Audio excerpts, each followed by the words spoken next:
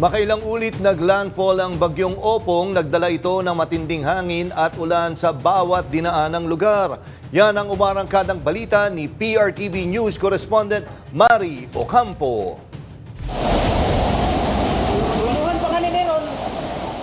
Sa Tacloban, halos lamunin na ng rumaragasang baha ang isang sasakyan. Sa video na kuha ni Abe Murillo, makikita na may isang SUV na halos malubog na ang buong katawan dahil sa lakas at taas ng tubig. Wala namang magawa ang mga tao dahil sa malakas na pagragasa ng tubig baha. Samantala, sa video ni Lingkang Leon, makikita na pinasok na ng tubig ang Manhilo Elementary School sa Southern Leyte. Binalikan niya rin ito kinaumagahan para ipakita ang naging itsura ng paghupa ng baha. Samantala sa Ormoc, kita ang sitwasyon ngayon doon matapos bahain ng iba't ibang lugar doon. Hanggang sa malapit na pag-apaw ng tulay, ipinasilip ni Juvie. Isang ahas naman ang nakuha na ni Erica na lumalangoy kasama ng baha sa loob ng kanilang bahay. Habang sa Naval Biliran, ipinakita naman ng Biliran Island ang video ng matinding pagkakasira ng kanilang lugar. Ako, si Mari Ocampo ng PRTV News, nagseserbisyo para sa Pilipino.